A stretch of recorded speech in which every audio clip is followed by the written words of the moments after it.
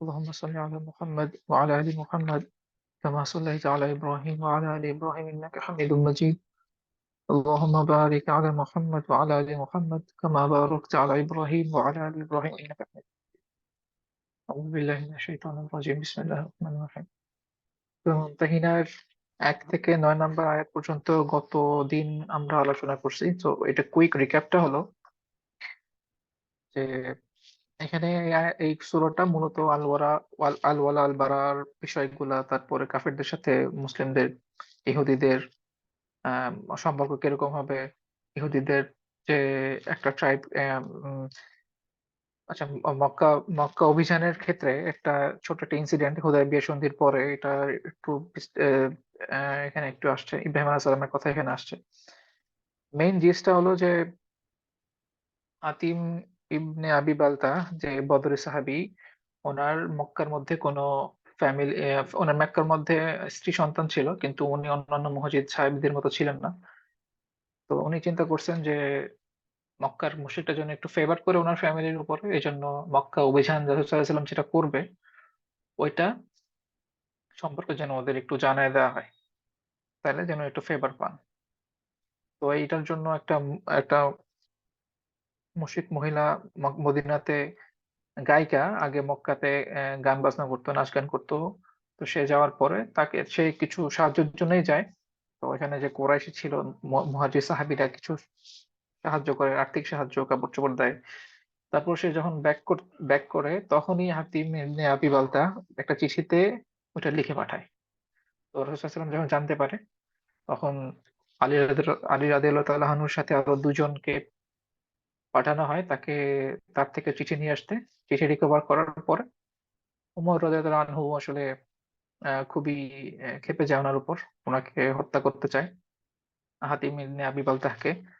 তো রাসূল সাল্লাল্লাহু আলাইহি ওয়াসাল্লাম ওমরকে মনে করায় দেয় যে আল্লাহ তাআলা তার তাকে মানে বদরের সাহাবী যেহেতু, তো বদরের অন্যান্য সাহাবীদের মতো আল্লাহ তাকে জান্নাতের জান্নাতের সুসংবাদ আর মাগফিরাতের ঘোষণা দিছে।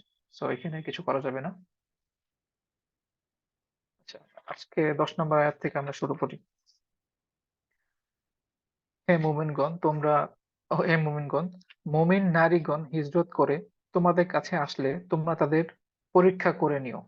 তাদের ঈমান সম্পর্কে আল্লাহই ভালো জানেন। অতঃপর তোমরা যদি জানতে পারো তারা মুমিন, তবে তোমরা তাদেরকে কাফেরদের কাছে ফেরত পাঠিও না। এবং কাফেরদের জন্য বৈধ নয়। অ্যা আচ্ছা, একটু পর্যন্ত পড়ি, আয়াতটা পড়ো। এখানে বলা হইতেছে যে হুদায়বিয়ার যে সন্ধির যে চুক্তি ছিল, ওটার মধ্যে একটা টার্ম ছিল এরকম, ইন জেনারেলাইজড ছিল শুরুতে। তো ওইখানে ছিল যে মা মদিনা থেকে যদি আচ্ছা, মক্কা থেকে যদি কোনো মুসলমান ইসলাম গ্রহণ যদি আগে করে থাকে অথবা রিসেন্টলি করছে, সে যদি পালিয়ে যেয়ে মদিনাতে আশ্রয় গ্রহণ করে, তাইলে মুসলিমরা তাকে ফেরত পাঠাবে। কিন্তু যদি মদিনা থেকে কোনো মুসলিম মুরতাদ হয়ে যায়, মুরতাদ হয়ে যদি মক্কাতে আশ্রয় নেয়, তাইলে মক্কার মুশরিকরা তাকে ফেরত পাঠাবে না। তো ইন জেনারেলাইজ একটা টার্ম ছিল। তো হুদায়বিয়া সন্ধির পরে অ্যা একটা মহিলার বিষয়ে এটা আসছে। একটা মহিলা হিজরত করে। তো ওই ক্ষেত্রে ওই প্রসঙ্গে এই আয়াত বেশ কয়েকটা মত আছে এখানে যে কোন প্রসঙ্গে এই আয়াতটা অবতীর্ণ। মহিলাটার ঘটনা হলো মহিলা ছিল আ একটা যেটা উম অপিনিয়ন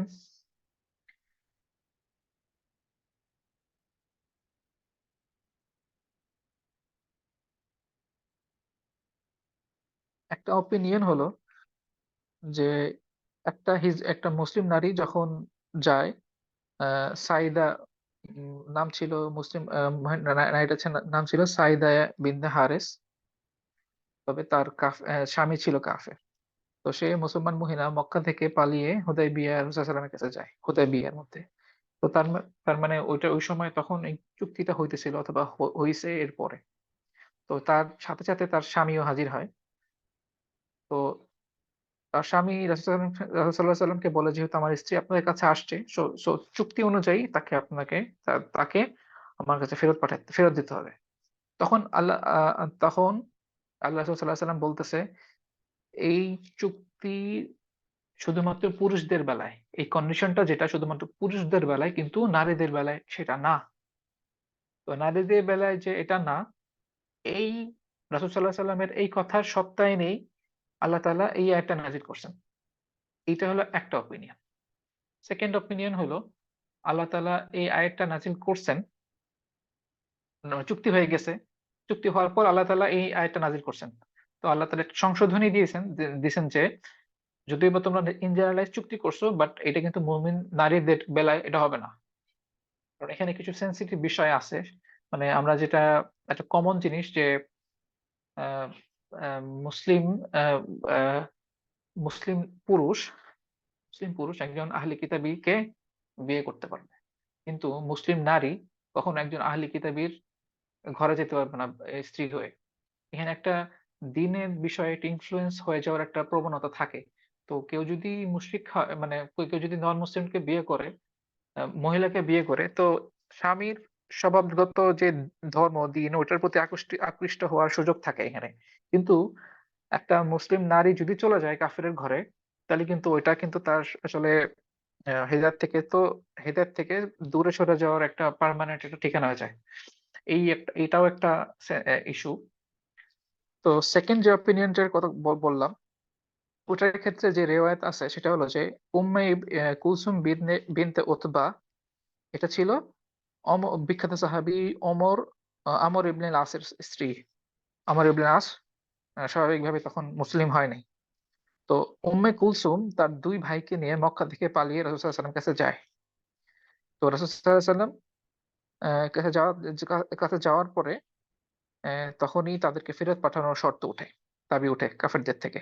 কিন্তু রাসূল সাল্লাল্লাহু আলাইহি ওয়াসাল্লাম শর্ত অনুযায়ী তার ওই ২ ভাইকে ফেরত পাঠায়, কিন্তু উম্মে কুলসুমকে ফেরত পাঠায়নি। রাসূল সাল্লাল্লাহু আলাইহি ওয়াসাল্লাম বলছেন যে,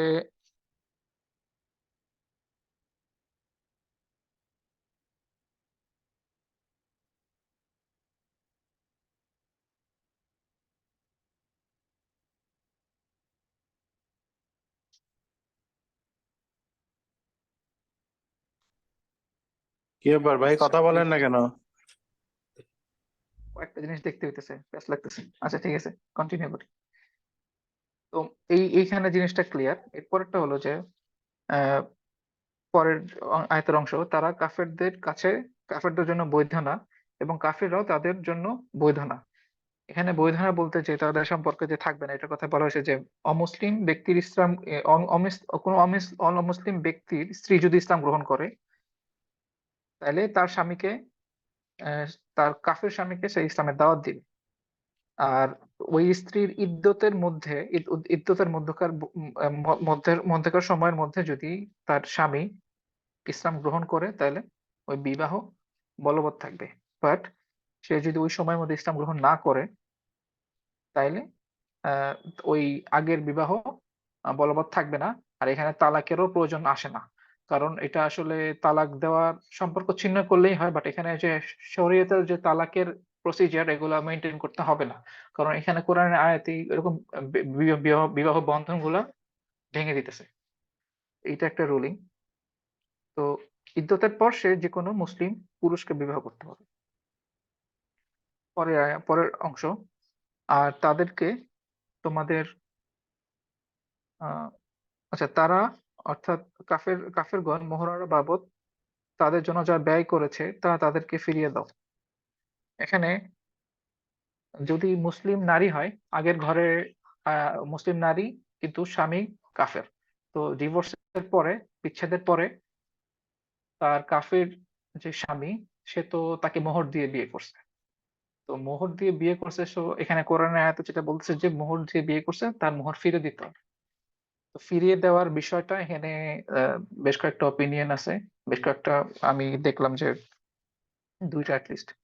একটা হলো যে এই যে মোহরের টাকাটা মুসলিমরা সম্মিলিতভাবে চাঁদার মাধ্যমে পরিশোধ করবে কাফিরদেরকে, কাফির ওই স্বামীকে, অথবা বাইতুল মাল থেকে খরচ হবে। আরেকটা অপিনিয়ন, সেটা হলো যে এই যে কোনো মহিলা যদি ইদ্যতের পরে কোনো মুসলিম পুরুষকে বিয়ে করে, ওই যে মুসলিম পুরুষ বিয়ে করবে, ওই মুসলিম পুরুষ যে মোহরটা দিবে, ওই মোহরটা তার আগের স্বামীকে দেওয়া হবে। মানে কাফের স্বামীকে, আগের প্রাক্তন স্বামীকে দিয়ে দিবে। আর এটার উল্টাটাও আছে যে, যদি এমন হয় যে মুসলিমরা মোহর পাবে, যেমন ওমর রাদিয়াল্লাহু তাআলা আনহুর জাহেলিয়াতের সময় ২ টা স্ত্রী ছিল। মক্কার মধ্যে থেকে যায়, তারা ইসলাম গ্রহণ করে নাই। তো কোন মুসলিমের যদি স্ত্রী থাকে যে ইসলাম গ্রহণ করে নাই, শেষ পর্যন্ত মক্কায় থাকে, তো এখানে রুলিংটা হবে এরকম যে আল্লাহ তাআলা এখানেও বলছে যে তারাও কিন্তু মুসলিমদেরকে তাদের মোহর খরচ যেটা করছে ওটা ফেরত দিয়ে দিবে। কিন্তু কাফেররা এখানে দেয় না। স্বাভাবিকভাবেই তারা দেয় না। তো এইখানের জিনিসটা রিজলভ হবে এইভাবে যে, যখন যুদ্ধ হবে, যুদ্ধের মধ্যে থেকে তাকে ওই গনিমতের মাল থেকে তার ওই মোহরটা দিয়ে দেওয়া হবে। মুসলিম পুরুষকে দিয়ে দেওয়া হবে। তো এই হলো কথা। আয়াতের পরের অংশ। আর তাদেরকে তোমাদের বিয়ে করতে কোনো গুনাহ নেই যখন তোমরা তাদেরকে মোহরানা প্রদান করবে। তোমরা কাফের নারীদের সম্ভ্রম নিজেদের কবজায় রেখে দিও না। এখানে টিকাতে বলা হয়েছে যে মক্কায় অবস্থিত কাফের স্ত্রীদের সম্ভ্রম তথা তাদের সাথে তোমাদের বিবাহকে নিজেদের সাথে কবজায় রেখো না, কেননা দেশ ভিন্ন হয়ে যাওয়ার কারণে সেই অমুসলিম নারীদের সাথে তোমাদের বৈবাহিক সম্পর্ক বাতিল হয়ে গেছে। এখন আর তারা তোমাদের স্ত্রী নয়। আগের কথাই। তোমরা তাদের মোহরানা বাবদ যা ব্যয় করেছিলে তা আহ, নতুন স্বামীদের থেকে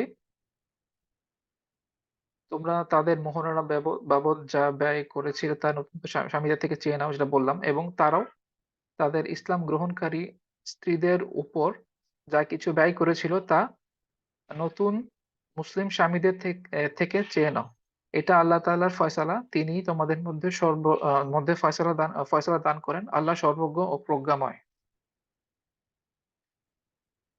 ৮ নাম্বার এখানে কিছু টিকার মধ্যে কিছু কথা আছে যে, এই আয়াতটা নাজিলের আগেই অনেক সাহাবী এরকম ছিল যে যারা নিজেরা ইসলাম গ্রহণ করলেও তাদের স্ত্রীগণ কাফিরের থেকে গিয়েছিল। কিন্তু তা সত্ত্বেও তাদের বিবাহ বলবৎ ছিল। অবশেষে আয়াত নাজিল হয়ে স্পষ্ট হুকুম দিল যে এখন আর কোন মূর্তি পূজারিণী কোন মুসলিম ব্যক্তির স্ত্রী রূপে থাকতে পারবে না। পূর্বে মুশরিকদের ব্যাপারে যেমন হুকুম দেয়া হয়েছিল যে তারা তাদের ইসলাম গ্রহণকারী স্ত্রীদেরকে যে মোহরানা দিয়েছিল তা তাদেরকে ফেরত দিতে হবে। তেমনিভাবে মুসলিমদের সাথে তাদের অমুসলিম স্ত্রীদের বিবাহ বাতিল হয়ে গেল।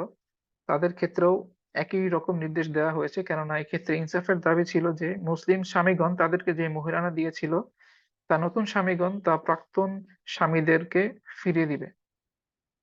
তাই মুসলিম স্বামীদেরকে আদেশ করা হয়েছে তারা তাদের প্রাক্তন স্ত্রীদের নতুন স্বামীদের কাছে মোহরানা ফেরত চাবে। সুতরাং এই আয়াত নাযিল হওয়ার পর এরূপ সাহাবীগণ তাদের অমুসলিম স্ত্রীদেরকে তালাক দিয়ে দিলেন। কিন্তু তাদের যেসব মুশরিক পুরুষ বিবাহ করেছিল তারা মুসলিমদেরকে মোহরানা ফেরত দেয়নি। তাই পরবর্তীতে তাই পরবর্তী বাক্যে আদেশ করা হয়েছে যে সকল আহ মুসলিমের স্ত্রীগণ কাফের থাকার কারণে কাফেরদের সাথে বিবাহ সম্পন্ন করে নিয়েছে এবং তাদের নতুন স্বামীগণ তাদের প্রাক্তন স্বামীদেরকে মোহরানা ফেরত দেয়নি, তারা তাদের প্রাপ্য উসুল করার জন্য এই পন্থা অবলম্বন করতে পারে যে কোনো নারী ইসলাম গ্রহণ করে মদিনায় আসলে এবং কোনো মুসলিম ব্যক্তির সাথে তার বিবাহ হয়ে গেলে এই নতুন স্বামীর কাছে তা চেয়ে নিবে।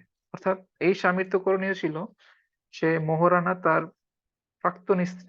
প্রাক্তন স্বামীকে দিয়ে দেওয়া, তার স্ত্রীর প্রাক্তন স্বামীকে দিয়ে দেওয়া। কিন্তু এখন সে তাকে না দিয়ে সেই মুসলিমকে দিয়ে দিবে যার স্ত্রী কাফের হওয়ার কারণে কোনো কাফের ব্যক্তিকে বিবাহ করেছে এবং তার নতুন স্বামী সেই মুসলিমকে উপরের বর্ণিত নিয়ম অনুসারে মোহরানা ফেরত দেয়নি। এভাবেই মুসলিম ব্যক্তি তার প্রাপ্য অর্থ পেয়ে যাবে আর কাফেরগণ তাদের নিজেদের মধ্যে আহ আহ নিজেদের সম্মতিক্রমে একটা সরফা করে নিবে। অনেক লম্বা চড়া বিস্তারিত আলাপ। এটা স্কিপ করে যাই। অথবা আগে পরের সেশনে এটা নিয়ে একটু আলোচনা তুলতে পারি যখন আমি ২ টা থেকে কম্বাইন করে একটু বুঝ নিব। একটা থেকে একটু কনফিউজিং আছে। পরের আয়াতের দিকে যাই। তোমরা স্ত্রীদের মধ্যে তোমাদের স্ত্রীদের মধ্যে যদি কেউ তোমাদের হাতছাড়া হয়ে কাফেরদের কাছে চলে যায়, তারপর তোমাদের সুযোগ আসে, তবে যাদের স্ত্রীগণ চলে গেছে তাদেরকে তারা আ তাদের স্ত্রীদের জন্য যা ব্যয় করেছিল তার সমপরিমাণ অর্থ দিয়ে দিবে। আল্লাহকে ভয় করে চলো যার প্রতি তোম ত ত তোমরা বিশ্বাসী। এখানে বলা হয়েছে যে আ তোমাদের স্ত্রীদের মধ্যে যদি কেউ তোমাদের হাতছাড়া হয়ে কাফেরদের কাছে চলে যায় অতঃপর তোমাদের সুযোগ আসে। তবে যাদের স্ত্রীগণ চলে গেছে তাদেরকে তারা আ স্ত্রীদের জন্য যা ব্যয় করেছে তার সমাপনী অর্থ দিয়ে দিবে। এখানে যদি স্ত্রীগণ কোনো কিছু ব্যয় করে তাহলে এখানে একটা আ টিকার মধ্যে এরকমও বলা হয়েছে যে স্ত্রীগণ যদি এমন কোনো কিছু ব্যয় করে তাহলে কিন্তু ওটা দিয়ে দিতে হবে। হে নবী, মুসলিম নারীগণ যখন তোমার কাছে এই মর্মে বায়াত করতে আসে যে তারা আল্লাহর সাথে আ কোনো কিছুকেই শরিক করবে না, চুরি করবে না, ব্যভিচার করবে না, নিজেদের সন্তানদেরকে হত্যা করবে না, এমন কোনো অপবাদ রটাবে না যা তারা নিজেদের হাত-পায়ের মাঝখান থেকে রচনা করেছে এবং কোনো ভালো কাজে তোমার অবাধ্যতা করবে না। তখন তুমি তাদের বায়াত গ্রহণ করো এবং তাদের জন্য আল্লাহর কাছে মাগফিরাতের দোয়া করো। নিশ্চয়ই আল্লাহ তাআলা পরম ক্ষমাশীল অতি দয়ালু। এখানে তাদের হাতের পায়ের মাঝখান থেকে এটা জিনিসটা একটা আরবি বাগধারা। এর অর্থ হলো যে এর ২ টি ব্যাখ্যা হয় যে স্বেচ্ছায় সজ্ঞানে কারো উপর মিথ্যা অপবাদ দেওয়া। আর আরেকটা হলো যে অন্যের ঔরসজাত সন্তানকে নিজের স্বামীর সন্তান বলে পরিচয় দেওয়া। তো জাহেলী যুগের নারীরা কেউ এই কাজ করত। মানে অনেক জিনা ব্যভিচার হইতো।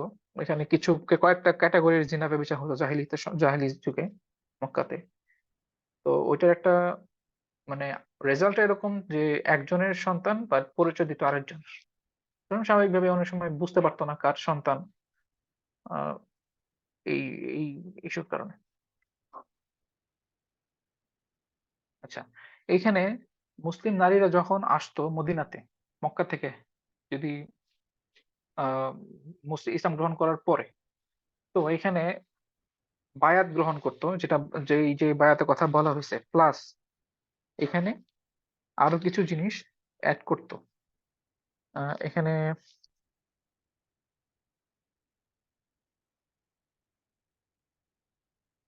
আচ্ছা,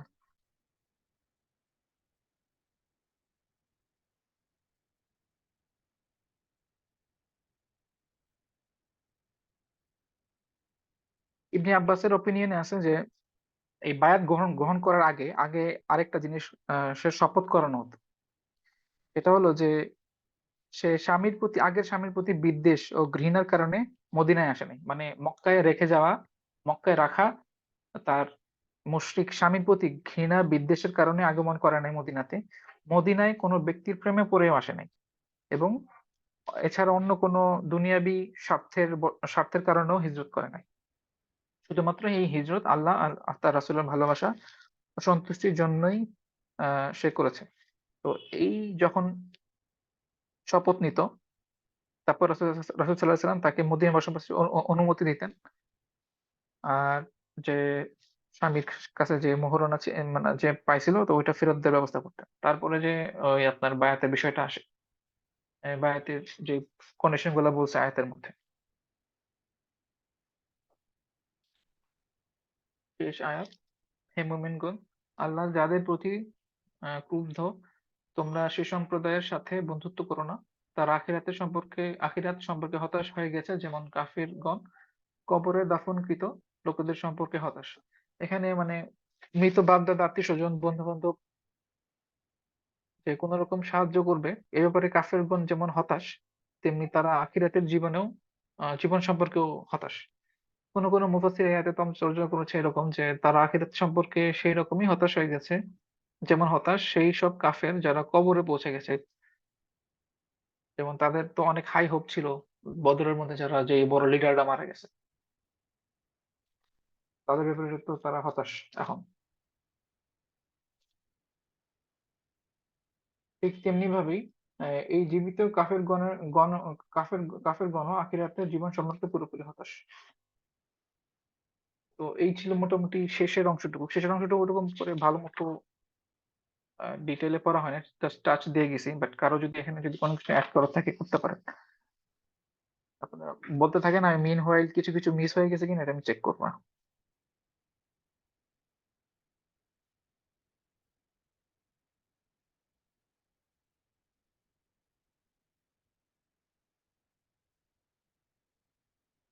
সাহিল ব্রো, ইরশাদ।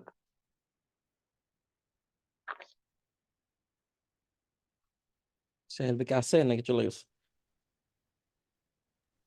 আমি আছি, কিন্তু হচ্ছে আমি তো যেহেতু আলাদা করে প্রিপারেশন নেই এসে কথা বলতেছি না। আমিও আয়াতটা পড়তেছি, 12 নাম্বার 13 নাম্বার আয়াতটা আচ্ছা, পড়তেছি। একটা ইম্পর্টেন্ট ডিটেল এটা মানে মিস হয়ে গেছে। সেটা হলো বিখ্যাত ঘটনা যে আবু জান্তাল রাদিয়াল্লাহু তাআলা আনহুর ঘটনা। তাকে তো মক্কার কুরাইশরা কারাবদ্ধ করে রাখছিল। তো সে যখন পালায় রাসূল সাল্লাল্লাহু আলাইহি ওয়াসাল্লামের কাছে যায় হুদায়বিয়া সন্ধির পরে, তো সাহাবীরা একটু টেনসড হয়ে গেছে যে এখন কি করবে? তাকে কি ফেরত পাঠাবে নাকি পাঠাবে না, নাকি তাকে মানে কি করবে না করবে এটা নিয়ে। তো রাসূল সাল্লাল্লাহু আলাইহি ওয়াসাল্লাম শেষ পর্যন্ত তাকে ফেরত পাঠায়। তাকে বুঝিয়ে শুনে ফেরত পাঠায়। এরপরে তো ঘটনা আছে যে সে যখন ফেরত আসতেছিল তখন যে কাফের দুজন তাকে ফেরত নিছিল, ওদের কাছে খুব শার্প খুব সুন্দর তরবারি ছিল। তখন একজন এসে বলে যে মাঝখানে যখন বিরতি দেয় তারা সফরে মদিনা থেকে মক্কা যাওয়ার পথে, তখন বলতেছিল যে তোমার তরবারিটা তো বেশ সুন্দর দেখিত। পরে ওই কাফেরদের থেকে ওই আবু জান্দাল তরবারিটা নিয়ে পরে ওই কাফেরকে মারে, পরে আরেকটারে মারতে যায়, ওটা পলায় যায়। তো আবু জান্দালের পরে যে আলাদা একটা দ্বীপ ছিল, মানে কোস্টাল এরিয়া, দ্বীপ না কোস্টাল এরিয়া, যেটার কাছ দিয়ে যে আবার মুশরিকদের কাফেলা যাতায়াত করতো।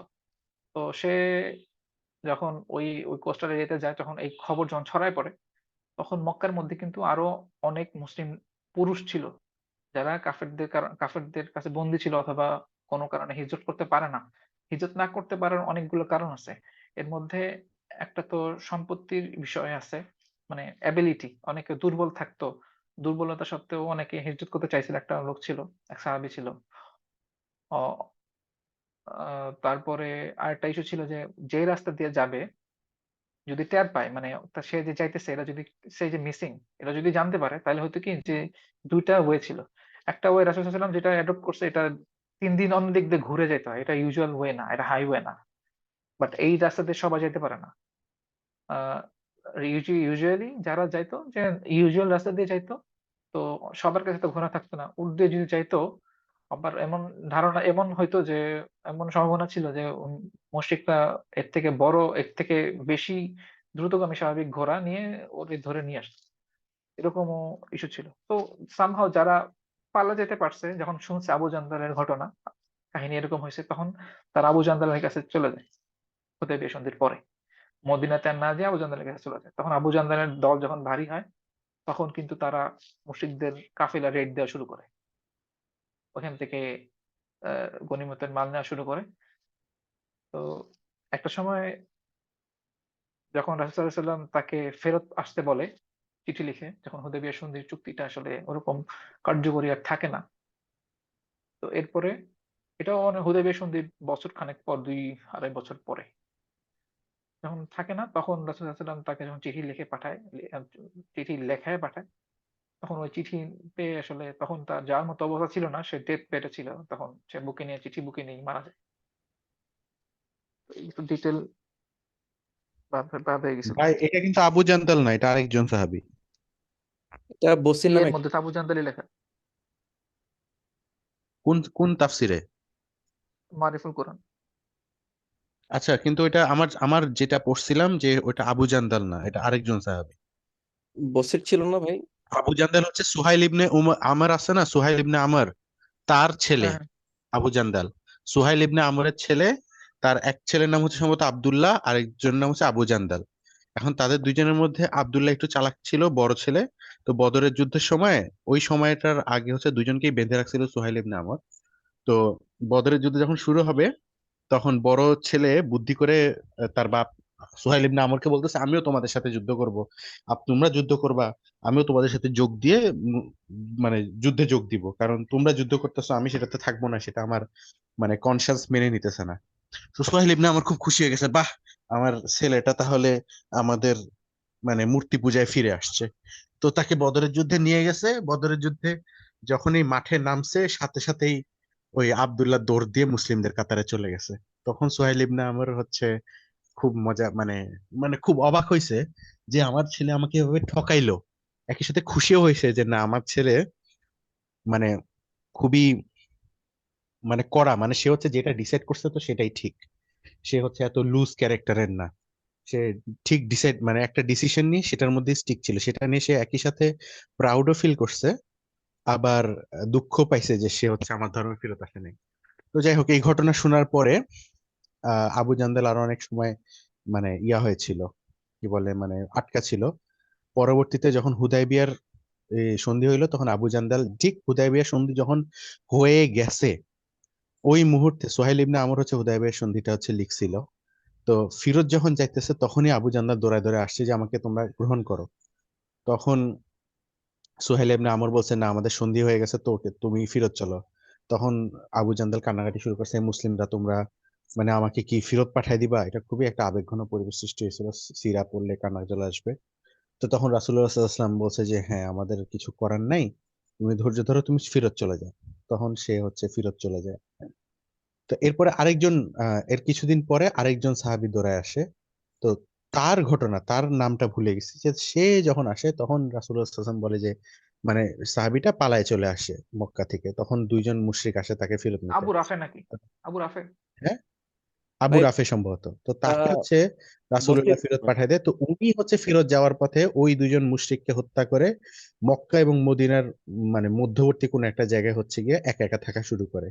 সে একা একা থাকা যখন শুরু করে তখন ওর মক্কার অন্যান্য সাহাবীরা একটু একটু করে মুসলিমরা পালায় পালায় এসে এসে ওই আবু রাফে নাকি আবু নাফে ওনার সাথে যোগ দেয়। তারপরে তারা ক্যারাভেন অ্যাটাক করা শুরু করে মদিনা ইয়ার মক্কার ক্যারাভেন অ্যাটাক করা শুরু করে। তো তারা দোষ দিতেছিল মুসলিমদেরকে, মুসলিম বলবে না আমাদের রাষ্ট্রীয় ভাবে আমরা তো এরকম কিছুই করি নাই।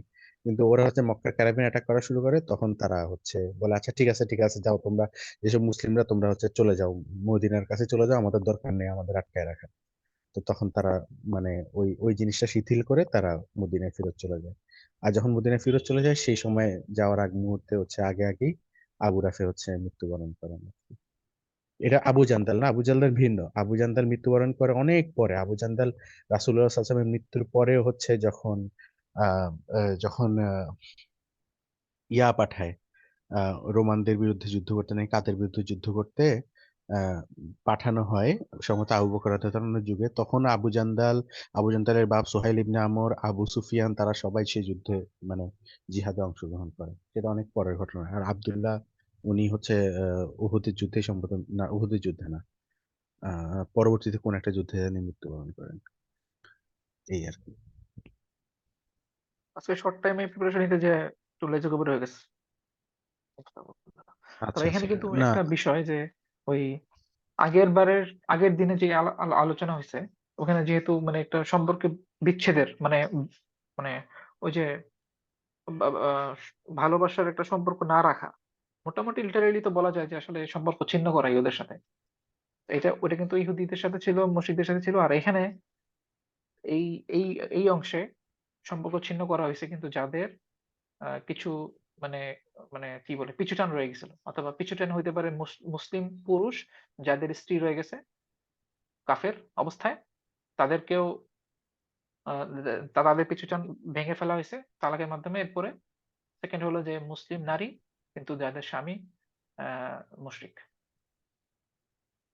তো এখানে এখানে আরেকটা বিষয় আমার মাথায় একজন আসতেছে কমেন্ট যে করছে আবু বাসির। আপনি আপনি যেটা বললেন, আমার কথা শোনা যাচ্ছে না? হুম, আমার কথা কি আগে পরিষ্কার শোনা গেছিল নাকি এখন পরিষ্কার শোনা যাচ্ছে? আগে বেশি ভালো ছিল। আমার কথা কি শুনতে আচ্ছা পাচ্ছেন আচ্ছা, আমি সাবির ভাই? Yes. হ্যাঁ তোমার কথা শোনা যাচ্ছে। ওই যে আচ্ছা নামটা এই সূরার আরেকটা জিনিস, দেখলাম। যার এই ঘটনা সূরার আরেকটা জিনিস হচ্ছে ইন্টারেস্টিং, যেটা আপনি বললেন যে সূরাটা হচ্ছে আল ওয়ালা ওয়াল বারার সূরা, তাই না? মানে পুরা সূরাটি হচ্ছে আল ওয়ালা ওয়াল বারা নিয়ে আলোচনা। কিন্তু সাথে সাথে আল ওয়ালা ওয়াল বারা শিখতে যে আমরা যাতে হচ্ছে বাড়াবাড়ি না করি, আমরা যাতে ব্যালেন্স থাকি, সেজন্য মধ্যখানে এই আয়াতটাও দিয়ে দিছে যে হচ্ছে যারা যেসব মুশরিক বা যেটা তোমাদের কাফের তোমাদেরকে ঘর থেকে বের করে দেয় নাই, তোমাদের সাথে শত্রুতা করে নাই, তাদের সাথে তোমরা খারাপ ব্যবহার করো না। এই জিনিসটাও আল্লাহ একই সাথে বলে দিছে। আর হচ্ছে আরেকটা জিনিসও ব্যালেন্স রাখার জন্য বলে দিছে যে হচ্ছে মক্কা মানে মুশরিকরা যদি তোমাদের মানে তাদের সাথে যদি তোমাদের সম্পর্ক ছেদ হয়, সেটা তোমাদের ওয়াইফ হোক বা তোমাদের স্বামী হোক, তাহলে তাদের সাথে ইনসাফপূর্ণ আচরণ করো, মানে তাদের মোহরের যে অংশটা ছিল সেটা ফেরত দিয়ে দাও, তাই না? মানে তোমরা আল ওয়াল ওয়াল বাড়া করবা, কিন্তু সেটার সাথে যেন বেইনসাফি না হয়। এই জিনিসটা একই সাথে হচ্ছে দুইটা শিক্ষা দিয়ে দিছে যে ফার্স্ট অফ অল তোমাদেরকে আল ওয়াল ওয়াল বাড়া মানতেই হবে। এটাই হচ্ছে তোমাদের মুমতাহানা, তোমাদের ইমানের পরীক্ষা। 2 নাম্বার হচ্ছে আল ওয়াল ওয়াল বাড়ার সাথে সাথে তোমরা এমন কারোর সাথে খারাপ ব্যবহার করবা না, বেইনসাফি আচরণ করবা না, যারা তোমার সাথে সরাসরি যুদ্ধ করেনি বা তোমাদেরকে ঘর থেকে বের করে দেয়নি। 3 নাম্বারটা হচ্ছে তাদের সাথে যে সামাজিক ভাবে তাদেরকে ঠকাবা না। যদি তোমার স্বামী হয়ে থাকে, যদি স্ত্রী হয়ে থাকে তাহলে মোহর দিয়ে দাও, স্বামী হয়ে থাকে মোহর ফেরত দিয়ে দাও। এই জিনিসটা মেনটেন করলাম। আমার মনে হয় এখান থেকে একটা ইজি একটা সংক্ষিপ্ত 3টা পয়েন্ট নেওয়া যেতে পারে এই সূরা থেকে, কি বলেন? আল ওয়ালা আল বারায়, বাট সাথে সাথে যেসব জায়গায় মানে অবকাশ আছে, এটা তো আমাদের সাথে রিলেট করার মতো। যেমন ধরেন, আমি আওলাকে এখানে শুনছি যে সে লেকচারের মধ্যে বলছে যে আপনার কোনো ফ্রেন্ড থাকতে পারে মুসলিম, আপনার কোনো কলিগ থাকতে পারে, আপনার ভালো কোনো প্রতিবেশী থাকতে পারে। তো তাদের ক্ষেত্রে মুশরিকদের সাথে যে বাড়ার জিনিসগুলো এগুলো সবসময় ফিট হবে না। তাদের সাথে সৌহার্দ্যপূর্ণ সম্পর্ক, যে একটু আন্তরিক সম্পর্ক থাকে ওইটুকুই। বাট মানে এনিমোসিটি জিনিসগুলো আসলে মেইনলি যারা লিডার, যারা প্লট করে তাদের দিকেই বেশি যায়। তো এইটারে আসলে মানে ইন জেনারেল অ্যাক্টিভ সেন্সে নিয়ে, অ্যাক্টিভ শত্রুতা যারা করে আর কি, হ্যাঁ, হ্যাঁ, তোমাদের সাথে ইন যারা যুদ্ধ জেনারেলি করে অথবা নিয়ে যারা তোমার ঘর এগুলো থেকে আসলে বের করে সবার দেয়। উপরে ফিট করা যায় না। এক্স্যাক্টলি। সেই সমস্যাটা মানে হয়। এটা হচ্ছে কমন সেন্সের বিষয়, আমরা হচ্ছে সেটাকে থিওরিটিক্যাল বানায় ফেলার কারণে আমরা সাদা কালো বানায় ফেলছি। মানে এটা কমন সেন্স থেকে বোঝাটা আমাদের জন্য কঠিন হয়ে গেছে। আমাদেরকে আল ওয়ালা ওয়াল বার শিক্ষাটা দেওয়া উচিত ছিল যে আমাদের তাওহীদটা আমাদের কাছে সবচাইতে গুরুত্বপূর্ণ। যার কাছে তাওহীদ গুরুত্বপূর্ণ না, সেও আমার কাছে তাওহীদের কারণে গুরুত্ব তার প্রতি কমে যাবে। কিন্তু অন্যান্য দিকে যদি তার সাথে আমার অন্য কোনো ধরনের সম্পর্ক থাকে, যেটা তার সাথে আমার দুনিয়াবি দিক থেকে শত্রুতা ভাবাপন্ন না, তাহলে তার সাথে আমি শুধু শুধু শত্রুতা মানে দেখায় কোনো লাভ নেই। কারণ দুনিয়াতে প্লাস আমাদেরকে ওই শত্রুদের দেখাবো না, যে সম্পর্কটা রাখবো আর কি, ওটাও আসলে তাওহীদের জন্যই। এটা তো আলাদাভাবে সেটাই কমেন্ট তাওহীদ করাই। হবে। কারণ হচ্ছে যদি আমি তাকে দাওয়া দিতে পারি, যদি আমার হুম। আখলাক দেখে বা আমার কোনো আচরণ দেখে সে ইসলাম মুসলিমদের গ্রহণ করে। অমুসলিমদের সাথে ভালো ব্যবহার করার মাকসাদই হলো এটা, যে ওরা যেন অ্যাট্রাক্ট করা যায়, শেষ। হ্যাঁ, এটা আজকে যাই হোক, আমার একটা কলিগ আছে বৌদ্ধ, তার সাথে অনেক আলোচনা হয় ইসলাম নিয়ে, ধর্ম নিয়ে। সে কি কি বলে সেটা শোনার চেষ্টা করি, আমার ধর্মের বিষয়গুলো তাকে বুঝে। অনেক কিছু সে ভুল জানে আর কি ইসলাম সম্পর্কে, মানে গতানুগতিক আর কি, চাটকাইয়া মূর্খগুলা যেগুলো উল্টাপাল্টা বলে সেগুলাই সে শুনে, সেগুলাই সে মনে করছে হয়তো ধর্মের বিষয়।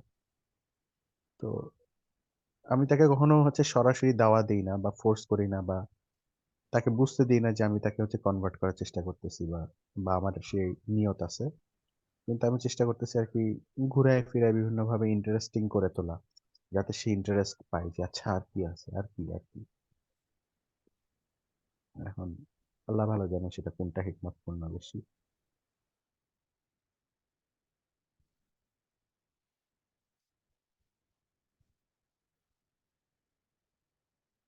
আর কি আমাদের কি আলোচনা শেষ নাকি আরো হবে? আর কেউ কিছু ইনপুট দিবে? ভাই আমার কথা কি শুনতে পাচ্ছেন? ইয়েস। হ্যাঁ, পরিষ্কার শুনতে পাচ্ছি। আচ্ছা, সরি, আমি মাঝখানে ইন্টারাপ্ট করছিলাম, আমার মনে হচ্ছিল যে আপনারা শুনতে পাচ্ছেন না। আপনারা যাদের গল্প বলতেছেন, ওই যে সাব্বির ভাই যেটা বললো আর কি, এটা ছিল আবু বাসির, একজন সাহাবী, বুঝছেন? তো কমেন্ট দেখছি। হ্যাঁ, আবু আবু বাসির বাসির। সম্পর্কে একটা আল্লাহ রাসূল একটা সুন্দর কথা বলছিলেন। আল্লাহ রাসূল বলছিলেন যে আহ ওনাকে যদি একটা যোদ্ধা দেওয়া, মানে ওনাকে যদি কিছু যোদ্ধা দেওয়া হয়, তাহলে উনি একলা একটা যুদ্ধ শুরু করতে পারবেন, আবু বাসির, বুঝছেন? এবং ওনার হাত ধরেই হচ্ছে প্রথম মুসলিম গেরিলা বাহিনী গঠন হয়েছিল, যারা মূলত এই কোস্টাল এরিয়াতে চলে গেছিল, পরে সবাইকে আবু বাসিরের সাথে জয়েন দিছিল। তো আবু বাসির কিন্তু খুব একটা ইম্পর্টেন্ট ফিগার, বিশেষ করে আপনার আল্লাহ রাসূলের মদিনা পিরিয়ডে যখন হুদাইবিয়ার মতো একটা খুব লাইক মানে ডিপ্লোম্যাটিক ইয়া হয়েছিল, চুক্তি ছিল, তখন আবু বাসিরের এই ঘটনাটা এমন একটা ডিপ্লোম্যাটিক ঘটনা ছিল যে লাইক আমি যখন সিরা শুনতেছি আমি অবাক হয়ে গেছিলাম যে এখন কি হবে। তো পরবর্তীতে আল্লাহ সুবহানাহু ওয়া তাআলা একটা ওয়ে আউট বের করে দিয়েছেন আবু বকরকে দিয়ে আরকি। সো এটা আমি ওই সাহিল শুধু ভাইয়ের তার জন্য পার্সোনাল ওয়ে আউট না, মানে হ্যাঁ, হুদাইবিয়া সন্ধি, তো হুদাইবিয়া সন্ধি শুনে আসলে সাহাবীরা আসলে মনে কষ্ট পাইছে, সোজা কথা। তাদের এক্সপেকটেশন হ্যাঁ এরকম ছিল না। হ্যাঁ, হ্যাঁ, তখন কিন্তু রাসূল সাল্লাল্লাহু আলাইহি ওয়াসাল্লাম অনেক আশীর্বাদ বলছিল যে তারা আমার বিরুদ্ধে কি যেন একটা ন্যারেশন আছে, মনে নাই। রাসূল হুম, সাল্লাল্লাহু আলাইহি ওয়াসাল্লাম একটু অখুশি হয়েছিল তাদের উপরে।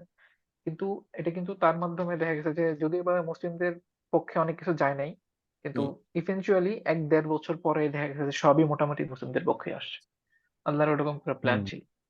জি ভাই, এখানে কয়েকটা বিষয় আমার খুব মানে মন কেড়ে নিচ্ছিল। এর মধ্যে একটা হচ্ছে যে হুদায়বিয়া সন্ধির যখন ওসমান রাদিয়াল্লাহু আনহুকে পাঠানো হয়েছিল মক্কাতে, তো যখন ওনার কোনো খোঁজ পাওয়া যাচ্ছিল না, আল্লাহ রাসূল যে বায়াতটা নিছিলেন, এইটা কিন্তু ভাই খুবই সেন্টিমেন্টাল একটা ইভেন্ট ছিল। মানে মানে এত সেন্টিমেন্টাল ছিল যে মানে আল্লাহ রাসূল সাহাবীদের মধ্যে যে ইয়াটা ছিল, যে ধরেন সিরিয়াসনেসটা ছিল, যে ওরা বায়াত দিচ্ছে কিসের জন্য দিচ্ছে জানে না। লাইক বায়াত বি লাইক যে মউত, ঠিক আছে? যা কিছুর জন্য যা কিছু হবে এর জন্য আমি রেডি। এই টাইপের বায়াত আমি যতটুক মনে পড়ে যে যখন মক্কাতে রুদ্ধদ্বার একটা বৈঠক হয়েছিল আল্লাহ রাসূলের সাথে ১ম যখন আপনার মদিনার আনসারীদের সাথে বৈঠক হয় ইয়াতে মক্কাতে। তো ওখানে যে বায়াতটা হয়েছিল, এই বায়াতের ঘটনাটা, যেখানে ওনারা বলছিল যে আমরা বিনিময়ে কি পাবো? তখন আল্লাহ রাসূল বলছিল যে জান্নাত। ১। ২য় বিষয় হচ্ছে যখন হচ্ছে আপনার আ ইয়ার যুদ্ধটার নাম ভুলে গেছি। ওরা যে আ গনিমতের মাল বন্টন হইছিল। সাহিল ভাই কোনটা জানি? ওই যে আনসারের একটু মন খারাপ করছিল গনিমতের মাল নিয়ে? তায়েফের যুদ্ধ, না, হুনাইন যুদ্ধ, হুনাইন, তাবুক হুনাইন। তাবুক তো তাবুকের যুদ্ধ, তাবুক নাকি হুনাইন? হুনাইনের, তাবুক না। হ্যাঁ, তাবুক, হুনাইনের। হুনাইন। হুনাইনের গনিমতের মাল নিয়ে যখন আ কিছু আনসারী সাহাবীর মধ্যে একটু ইয়া ছিল, তখন আল্লাহ রাসূল একটা খুব সেন্টিমেন্টাল ইয়া দিছিলেন, যে আপনার বক্তব্য দিছিলেন আনসারীদের কাছে। এইটা একটা বিষয়। তারপর হচ্ছে হুদায়বিয়া সন্ধির পর যখন ওসমান রাদিয়াল্লাহু আনহুর মৃত্যুর ঘটনা ওইটা গেল, তখন যে একটা বায়াত নিছিলেন। তো এই ইভেন্ট গুলা মানে এত বেশি সেন্টিমেন্টাল যে মনে হয় যে লাইক মানে ইমোশনালি সাহাবীরা কোন একটা লেভেলে ছিলেন, পিক লেভেলে ছিলেন। উনারা কিসের জন্য বায়াত দিচ্ছেন। তো এই বিষয়গুলো যখন সিরাতে শুনছি আমার খুবই ইমোশনাল লাগছে আরকি। আর আমার কাছে মনে হয় যে ইসলামের পুরা হিস্ট্রিটা যদি আল্লাহ রাসূলের জীবনের কথা আমরা ২ টা ভাগে ভাগ করি, তাহলে হুদায়বিয়া সন্ধির আগে মুসলিমদের অবস্থা একরকম ছিল। হুদায়বিয়া সন্ধির পরে পুরো বিষয়টাই ঘুরে গেছে, জাস্ট এটা মনে হয় আমার পার্সোনালি। আর মানে এন্টায়ার সাহাবীদের জামাত, সে যদি মানে ৩ টা উল্লেখযোগ্য ঘটনা দিয়ে ভাগ করতে হয়, তাহলে মানে badge of honour, Yasir Kadir ভাষায় আরকি, ইয়াসির কাদি বলছে রিয়েল ব্যাজ অফ অনার। একটা হুম, হলো বায়াতে আকাবা, হুম, সেকেন্ড হলো বদর, হুম। থার্ড হলো হুদায়বিয়া। বায়াতে রিদওয়ান যেটা। বায়াতে রিদওয়ান, বায়াতে রিদওয়ান। এই ৩ টা যে পার করছে আসলে তারে অনেক মানে রেসপেক্টের চোখে দেখা হয়। মানে আমরা ধরো আর্মি জেনারেল, ব্রিগেডিয়ারদের যেরকমই করি আরকি। তো ওইখানে ওরকম খুবই, যেহেতু অনেকেই পরে ইসলাম গ্রহণ করছে, আকাবা পায় নাই। আকাবার মধ্যে তো সবাই ছিল না। আকাবা কোনটা তারপরে বলতেছেন আপনি? ওই যে মক্কার ওই বায়াতে আকাবা, বায়াতে আকাবা হচ্ছে মক্কায়, মক্কায় শেষের দিকে মদিনার আনসারীরা যখন ইয়ে এসে বলল যে আপনারাই আনসারীরা এসে চলেন যে আমাদের বায়াত সাথে নিছে। চলেন। ওটা ও বায়াতে আকাবা ছিল তো দুইটা, একটা প্রথম একটা দ্বিতীয়, তাই না? ১ম একটা প্রথমে বায়াতে ছয় আকাবা ১, জন বায়াতে এরপরে আকাবা হচ্ছে ৭২ জন মনে হয়। ১ম এ ৬ জন, পরে ৭২ জন। হ্যাঁ, আমি হচ্ছে যখন বায়াতুল আকাবার হচ্ছে আলোচনা করতেছে ইয়াসির কাদি, আমি হচ্ছে অ্যাজ ইফ আমি আসি ওখানে, মানে অন্ধকারের বায়াতুল মধ্যে আকাবাটা খুব আমি সুন্দর করে আছি, ফুটাইছে। আমি দেখতেছি, হুম, মানে অ্যাজ ইফ আমি দেখতেছি অন্ধকারে অন্ধকারে আধো ছায়া একটা, কারণ আমি অফিসে ওই সময় অফিসে যাই, তো অফিসে যাওয়া আর আসার পথে এগুলো শুনি।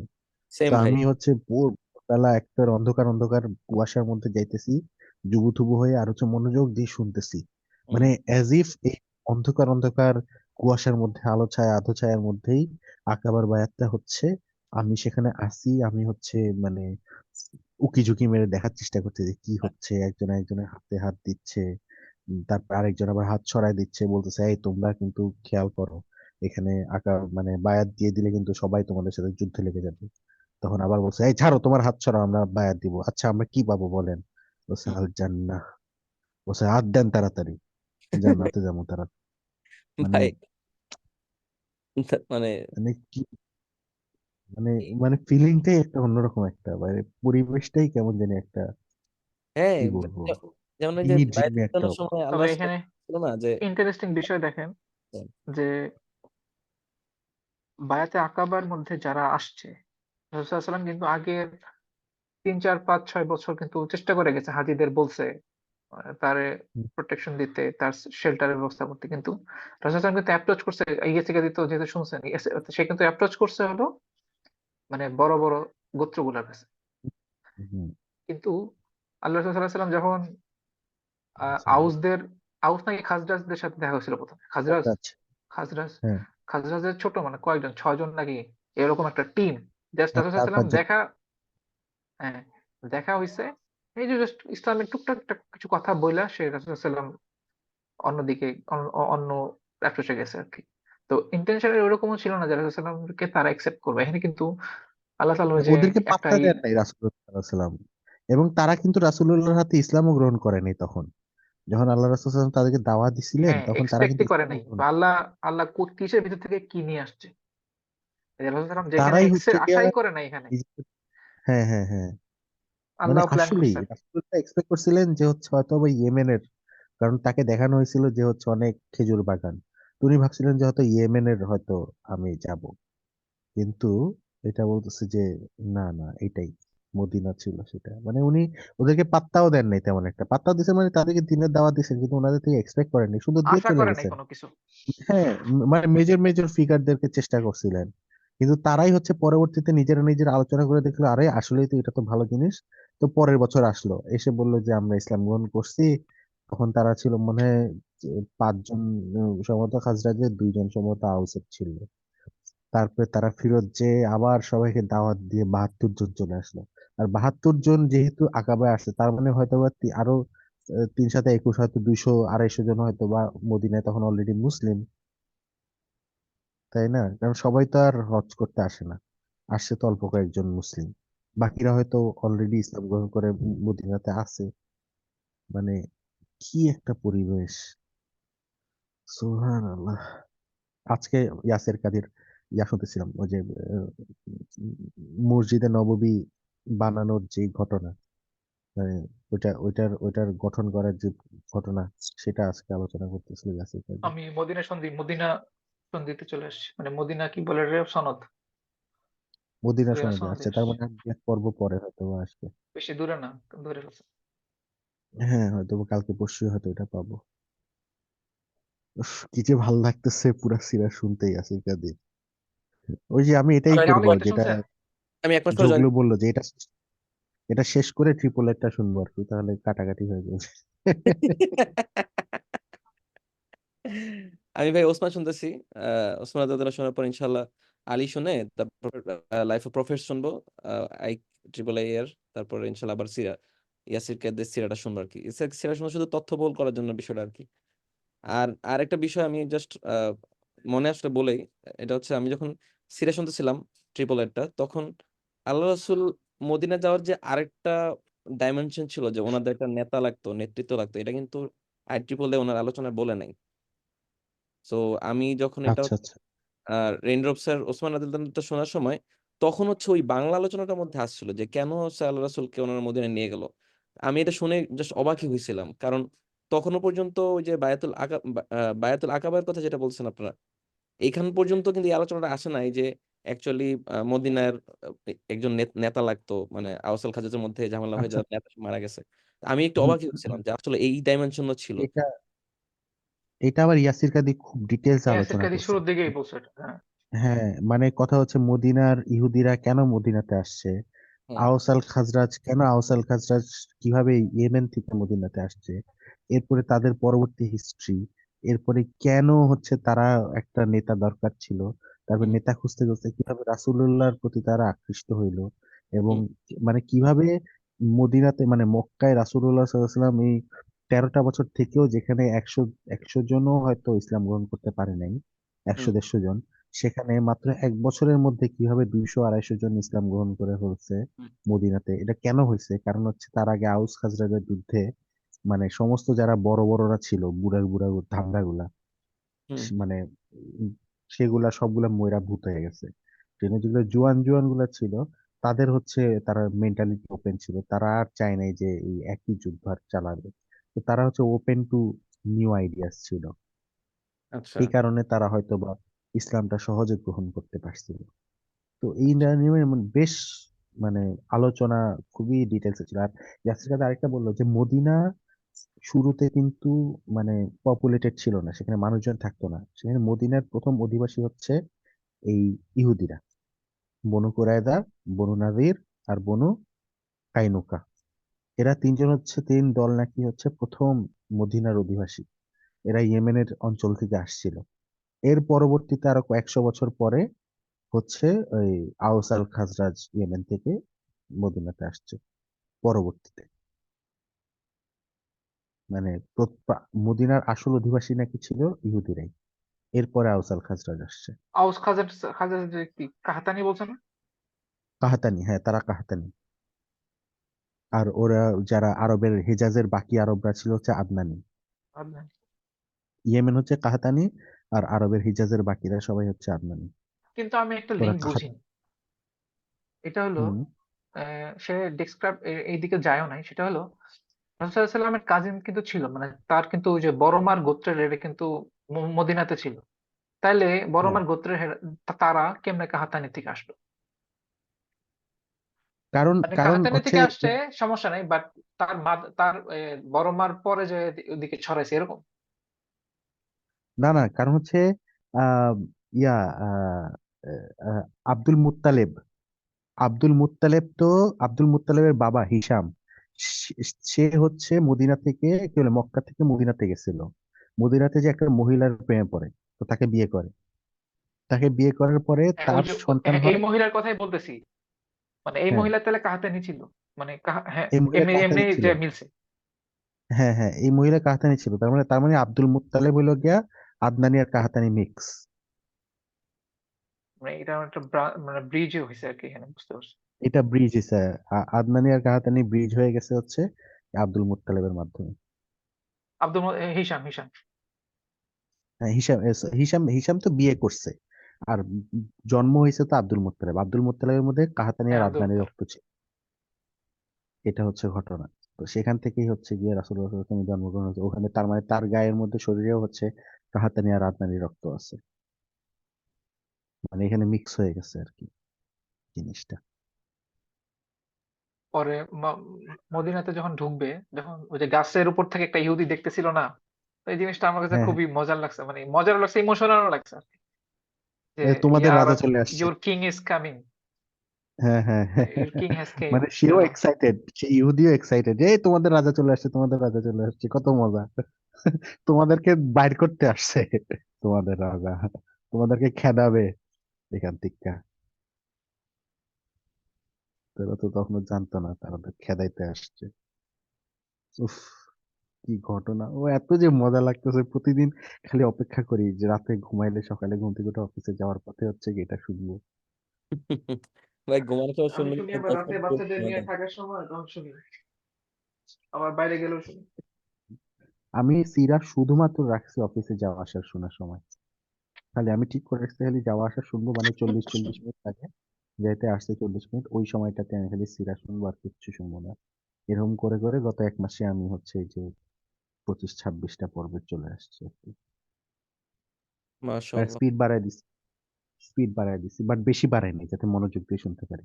1.25 করছি, নর্মালি ইয়াসির কাদের লেকচার আমি 1.5 শুনি বা 1.75, বাট সিরাটা ওয়ান পয়েন্ট ইয়াসির ফাইভ কাদেরটা টাইনা শুনতে পারি না, কিছু ফাস্ট বোঝা বলে যায় কম, ফাস্ট বলে অনেক। এমনি না, ফাস্ট বলে।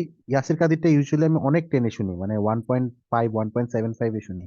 কিন্তু সিরাটা শুনতেছি 1.25 দিয়ে, কারণ আমি মনোযোগ দিয়ে শুনতে চাচ্ছি আর কি, সবকিছু ধীরে ধীরে নিতে চাচ্ছি।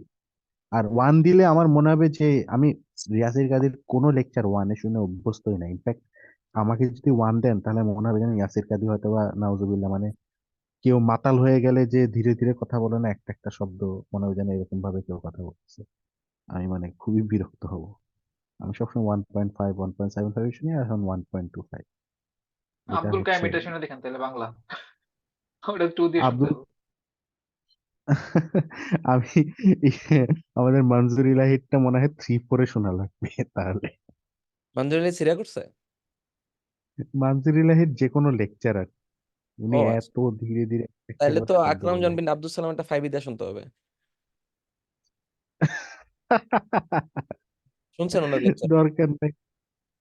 আচ্ছা, কিন্তু আব্দুল কাইমেরটা কি ভালো হয়েছে? সাব্বির ভাই, আপনি কি শুনছেন? আমার ভাই রেকমেন্ড করছিল এটা। আমি সব শুনিনি, তবে যতদূর শুনছি ভালোই। আর ওটা শোনার ইন্টেনশন এরকম ছিল, মানে ওটা আমি ফুল ফ্লেজে শুনি নাই। ওই যে যখন আমি যখন শুনি তখন দিয়ে বাচ্চা শুনে বড়টা, তখন আমি বলি তাহলে মনে মনে একদিন ভাবছি যেদিন ও ভালো করে শুনবে ওদিন আমি ওই পর্বটা আব্দুল কাইম থেকে ছাড়বো খুঁজে খুঁজে। তো ওই ওই হিসেবে 2টা 3টা শুনছি।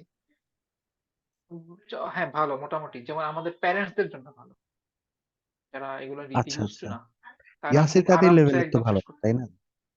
হ্যাঁ, ইয়াসির কাদির লেভেলের তো ভালো না।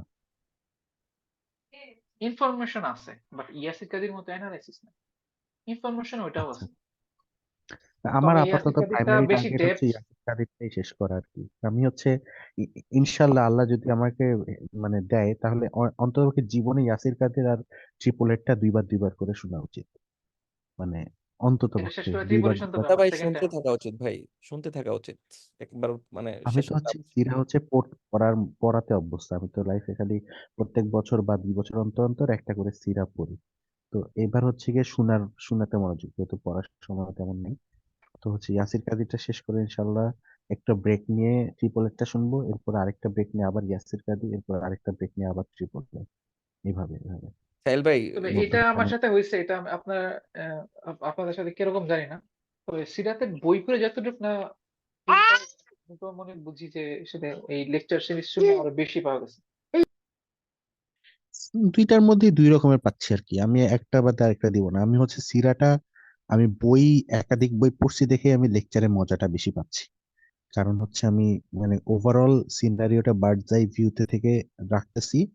আর হচ্ছে পেন পয়েন্টও করতে পারতেছি যে এখন এই জিনিসটা নিয়ে আলোচনা করতেছে, মানে জিনিসটা মাথায় থাকতেছে, ভুলে যাইতেছে না। রিভিউ হচ্ছে, নতুন নতুন ফিক জানতে পারতেছি, ফিক হচ্ছিরা, অনেক কন্টেক্সট বুঝতে পারতেছি, মাথায় থাকতেছে। সো আমি যদি বইগুলো না পড়তাম আগে, তাহলে সিরাতে এই মজাটা আমি হয়তো বা পাইতাম না। ভাই একটা বিষয় অ্যাড করি একটু। আহ হুম। ওই দিন হচ্ছে নানু সাকিব আমাদের ভাই রেকর্ডিং আমাদের, বন্ধ করে দাও, শুধু শুধু ইয়া। না এটা বলে বন্ধ করবো। ওই দিন নানু সাকিব ভাইদের হচ্ছে ওই যে মাসনুন হজের একটা প্রোগ্রাম ছিল, এস এম নাহিদ হাসান ছিল আর কি এটা। তো নাহিদ ভাই হচ্ছে হজ রিলেটেড কথা বলার জন্য কিছু ম্যাপ শো করছিলেন আর কি। তো এই ম্যাপ দেখতে গিয়ে আমি যখন দেখলাম নাহিদ ভাই দেখাচ্ছিল যে এটা হচ্ছে উহুদ পাহাড়, এটা হচ্ছে এখানে এখানে আল্লাহ রাসূল ঘটনাগুলো উনি বলতেছিল আর কি। টু বি অনেস্ট, আমি সিরিয়াস শুনে তো মাথায় একটা ম্যাপ তো খেলে গেছিল যে এটা হয়তো অত দূর হবে বা এটা অত দূর হবে। আর ছবিগুলো দেখার পর আমি খুব ভালো রিলেট করতে পারতেছিলাম। তখন এইটার অ্যাকচুয়াল ভিজুয়ালাইজেশনটা আমার মাথায় আসছিল আর কি। তো আমার মনে হয় যে আপনারা তো অনেক লেকচার শুনেন বা বই টই পড়ছেন আমি জানি। ম্যাপ রিলেট করে যদি এটা পড়া বা দেখা পসিবল হইতো, তাইলে বিষয়টা একেবারে মানে জিও লোকেশনটা মাথায় গেঁথে যাইতো। তখন এটা একটা আরেকটা মাত্রা এড হইতো যে আসলে উহুদের যুদ্ধটা এত ক্রিটিক্যাল ছিল, কারণ হচ্ছে উহুদের যুদ্ধের শেপটা এরকম, এটা মদিনা থেকে এত দূরে, অথবা আল্লাহ রাসূলের মসজিদ নববীটা কেমন ছিল, বা ওভারঅল মদিনার ইয়াটা কেমন ছিল, এরকম জিও লোকেশনের জ্ঞানটা যদি রাখা যায় পাশাপাশি, তাহলে মানে বিষয়ের মধ্যে একটা কমপ্লিটনেস আসে। প্লাস যদি আমাদের আল্লাহ তৌফিক দেয় যদি একবার মক্কা মদিনা ঘুরে আসতে পারি ইনশাআল্লাহ।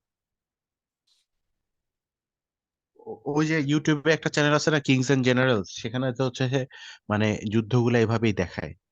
আচ্ছা আচ্ছা, দেখো নাই তুমি? আমি এটা ওখানে সাবস্ক্রাইব ইউটিউবে একটা চ্যানেল আছে, করি, এটা আমি। সাবস্ক্রাইব, ওখানে দেখো kings and kings generals. And সেখানে জেনারেল হচ্ছে, জোস। হ্যাঁ, ওখানে হচ্ছে যে অটোমানদের সময়কার তাতারদের বিরুদ্ধে যুদ্ধ বলো বা ক্রুসেডারদের বিরুদ্ধে যুদ্ধগুলা বলো, এগুলা কিন্তু খুব সুন্দর করে দেখায় যে হচ্ছে কিভাবে, মানে তুমি যেটা বললা জিও লোকেশন দিয়ে দিয়ে দিয়ে দিয়ে পারফেক্ট, মানে তুমি হুম পুরো রীতিমতো মুভির মতন মনে হবে। হুম হুম হুম। আর ওখানে খুঁজে দেখতে পারো যে আমাদের দুইটা স্পেসিফিক্যালি বলি।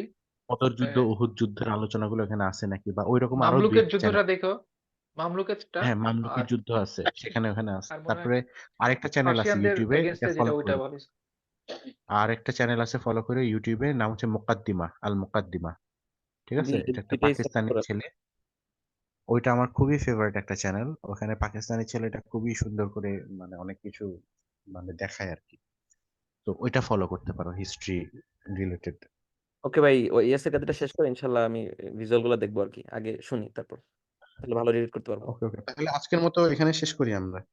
ওকে ভাই, ইনশাল্লাহ জি। ভাই সুবহানাকাল্লাহুম্মা তোমার পড়েন না, এটা না পড়লে শেষ হয় না মনে হচ্ছে। সাহিল ভাই, سبحانك اللهم أشهد أن لا إله إلا أنت أستغفرك وأتوب إليك. আসসালামু আলাইকুম। وعليكم السلام. হুম, হুম। السلام عليكم.